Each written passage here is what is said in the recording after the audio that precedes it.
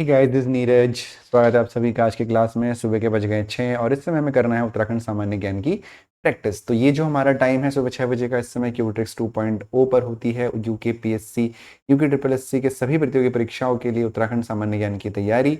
और शुरू करते हैं पहले क्वेश्चन के साथ। आपको पता है कि इस सीरीज में ज़्यादा बातचीत हम नहीं करते हैं, सिर्फ क्वेश्चंस की प्रैक्टिस करते हैं। क्वेश्चन आपके सामने आता है और उसके बाद आपको उसका आंसर करना होता है। तो चलिए स्टार्ट करते हैं आज के पहले क्वेश्चन के साथ। तो जो पहला क्वेश्चन है आपका वो है, वर्ष 2011 के अनुसार उत्तराखंड का कौन सा जिला सबसे कम लिंगानुपात वाला है। आज से एक नया एक्सपेरिमेंट हम कर रहे हैं। 10 सेकंड का आपको टाइम मिलेगा। 10 सेकंड के अंदर अंदर आपको कमेंट सेक्शन में आंसर को बताना होगा लाइव क्लास में। ठीक है, तो वर्ष 2011 के अनुसार उत्तराखंड का कौन सा जिला सबसे कम लिंगानुपात वाला है। इसके जो ऑप्शन है आपके सामने वो है, option A Dehradun, option B Haridwar, option C Udham Singh Nagar, option D Nainital. तो आपका टाइम शुरू होता है अब।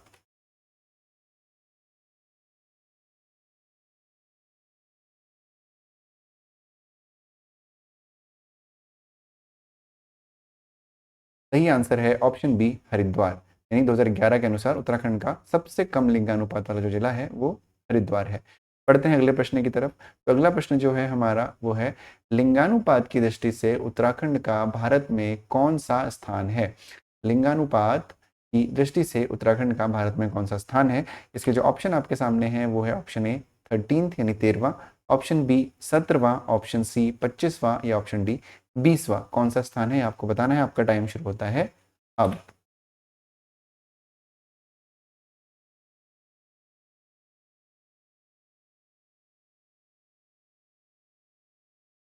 चलिए, जो आपका ऑप्शन है वो है, आंसर है वो है आपका answer number A, that is 13वां स्थान होता है। ठीक है, थोड़ा सा इसमें टाइम में गड़बड़ है, कोई बात नहीं। ठीक है, चलिए बढ़ते हैं अगले क्वेश्चन की तरफ। तो जो अगला प्रश्न है, ये टाइम भी सेकंड्स, मुझे लगता है कि 10 सेकंड कम हो जा रहे हैं। जब लाइव आप लोग आओगे तो हम इसको हटा देंगे और रेगुलर आपके आंसर्स का वेट करेंगे। राजी जनजाति के अधिकांश लोग उत्तराखंड के किस शहर में निवास करते हैं। राजी जनजाति के अधिकांश लोग उत्तराखंड के किस शहर में निवास करते हैं, ये आपसे पूछा जा रहा है। तो जिसके ऑप्शन है वो है देहरादून, पिथौरागढ़, चमोली और उधम सिंह नगर। तो चलिए कमेंट सेक्शन में आंसर बताइए।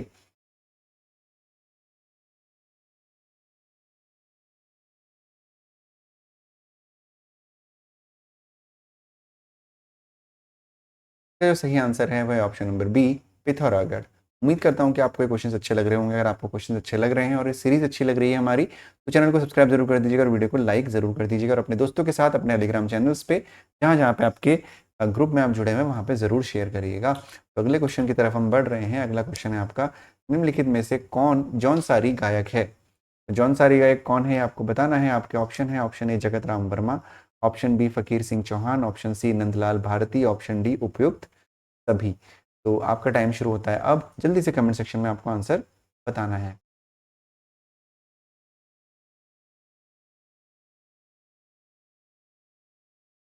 चलिए जी, इसका आंसर है वो है ऑप्शन नंबर डी, यानी उपयुक्त सभी। यानी जौन सारी गाय के सारे हैं, चाहे वो जगत राम वर्मा हो, फकीर सिंह चौहान हो या नंदलाल भारती हो। ठीक है, तो चलिए बढ़ते हैं अगले प्रश्न की तरफ। उत्तराखंड राज्य की सर्वाधिक क्षमता वाली कृत्रिम झील कहाँ पर स्थित है। उत्तराखंड राज्य की सर्वाधिक क्षमता वाली कृत्रिम झील कहाँ पर स्थित है। ऑप्शन हैं, ऑप्शन ए टिहरी में, ऑप्शन बी कालागढ़ में, ऑप्शन सी कोठार में, ऑप्शन डी लखवाड़ में। तो ऑप्शन आपके सामने जो टाइम शुरू होता है।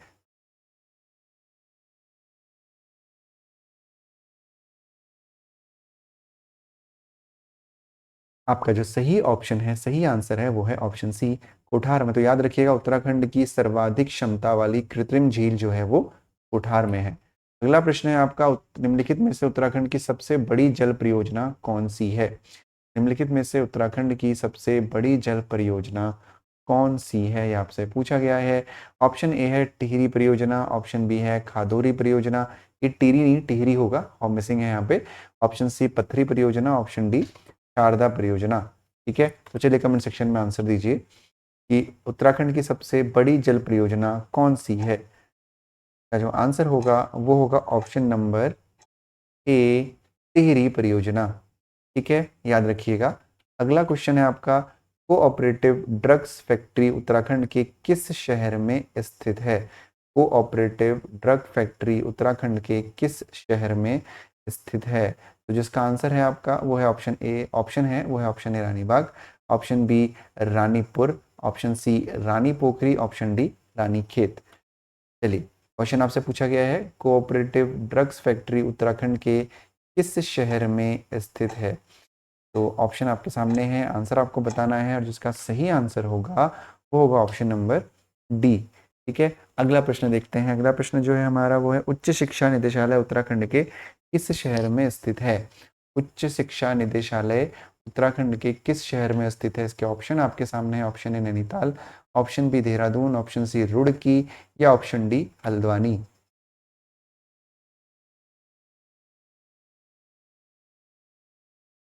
चलिए जल्दी से आंसर बताइए, उच्च शिक्षा निदेशालय उत्तराखंड के किस शहर में स्थित है? आंसर होगा आपका ऑप्शन नंबर डी हल्द्वानी। ठीक है, अगला प्रश्न देखते हैं। अगला प्रश्न है, भारतीय सर्वेक्षण विभाग का मुख्यालय उत्तराखंड के किस शहर में स्थित है? भारतीय सर्वेक्षण विभाग का मुख्यालय उत्तराखंड के किस शहर में स्थित है? ऑप्शन है हरिद्वार में, मसूरी में, देहरादून में, या रानीखेत में। आपके जो आंसर्स हैं वो है हरिद्वार, मसूरी, देहरादून, या रानीखेत। भारतीय सर्वेक्षण विभाग, ठीक है, इसका जो आंसर होगा वो होगा ऑप्शन नंबर सी देहरादून। ठीक है, चलो जी आगे बढ़ते हैं क्वेश्चन में। अगला जो प्रश्न है हमारा वो है, हाइड्रो पावर इंस्टीट्यूट उत्तराखंड के किस शहर में स्थित है? हाइड्रो पावर इंस्टीट्यूट उत्तराखंड के किस शहर में स्थित है? जो हमारे कुछ ऑप्शंस हैं वो है, ऑप्शन ए रुड़की में, ऑप्शन बी काशीपुर में, ऑप्शन सी पंतनगर में, ऑप्शन डी टिहरी में। ठीक है, तो चलिए आंसर बताइए कि हाइड्रो पावर इंस्टीट्यूट उत्तराखंड के किस शहर में स्थित है? ठीक है, रुड़की, काशीपुर, पंतनगर, या टिहरी आपका ऑप्शन है। जो आपका सही जवाब है वो ऑप्शन डी टिहरी। ठीक है, अगला प्रश्न, राजीव गांधी साहसिक खेल अकादमी उत्तराखंड के किस शहर में स्थित है?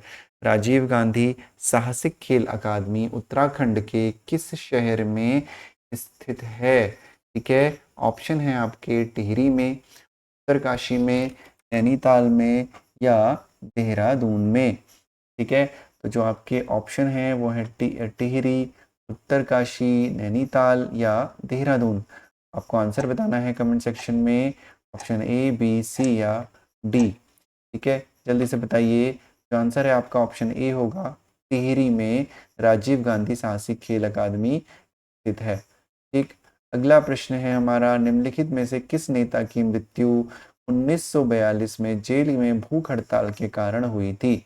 ऑप्शन आपके सामने हैं, दौलत राम की, नरेंद्र दत्त सकलानी की, देव सुमन की, मानवेंद्र सिंह की। निम्नलिखित में से किस नेता की मृत्यु 1942 में जेल में भूख हड़ताल से हुई थी? इसका जो टाइमर शुरू हो चुका है आपका, जल्दी से जल्दी कमेंट सेक्शन में आंसर बताइए कि क्या इसका आंसर होगा।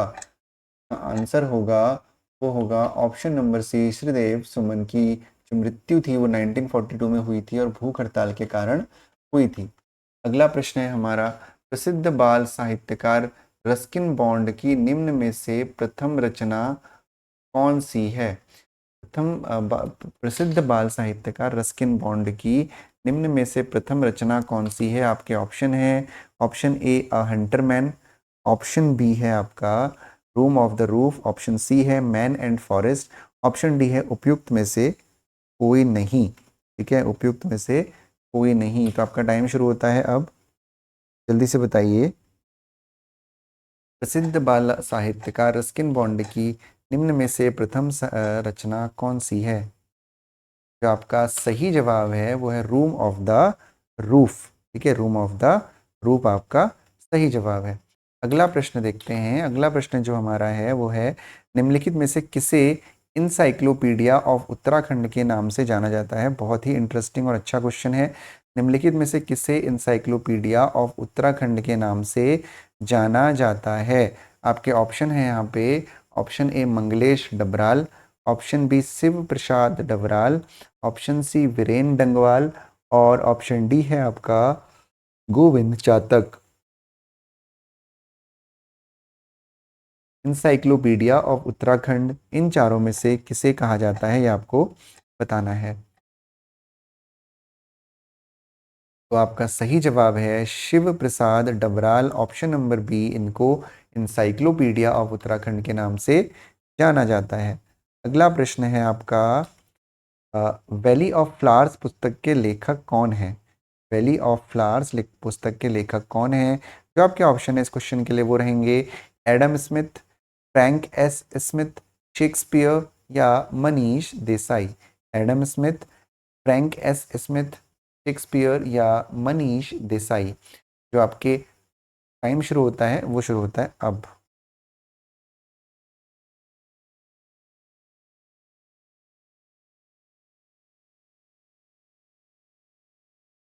क्वेश्चन था आपके सामने कि वैली ऑफ फ्लावर्स के पुस्तक के लेखक कौन है, और वो हैं फ्रैंक एस स्मिथ। ठीक है, तो चलते हैं अगले प्रश्न की तरफ। जो अगला प्रश्न है हमारा, बछेंद्री पाल ने एवरेस्ट पर फतह कब किया था? बछेंद्री पाल ने एवरेस्ट पर फतह कब किया था, ये आपसे पूछा गया है।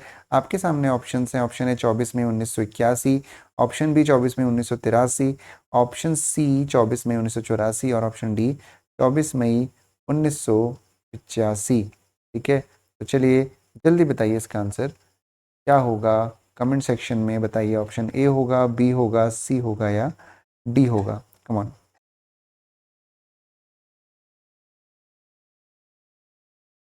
तो सही जवाब है वो है 24 मई 1984। ठीक है, याद रखिएगा बछेंद्री पाल ने एवरेस्ट फतह किया था 24 मई 1984 को। अगला प्रश्न है हमारा, निम्न में से किस महिला को नेशनल एडवेंचर अवार्ड से सम्मानित किया गया है? निम्न में से किस महिला को नेशनल एडवेंचर अवार्ड से सम्मानित किया गया है? ठीक है, तो जो आपका ऑप्शन है, ऑप्शन ए है सुमन कुटियाल, ऑप्शन बी है चंद्र प्रभा ईतवाल, ऑप्शन सी है बछेंद्री पाल, ऑप्शन डी है हर्षवंती बिष्ट। ठीक है, हर्षवंती बिष्ट। तो इसका जो टाइम शुरू होता है वो अब होता है शुरू। चलिए जल्दी से आंसर्स बताइए।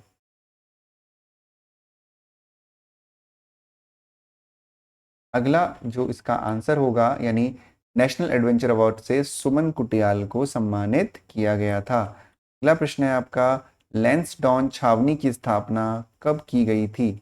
लैंसडाउन छावनी की स्थापना कब की गई थी आपसे पूछा गया है। तो इसके जो ऑप्शन है आपके सामने वो है 5 मई 1887, 5 मई 1888 या 5 मई 1889 या 5 मई 1890, यानी 87, 88, 89 या 90। इसका टाइम शुरू होता है अब। जल्दी से आपको इसका आंसर बताना है।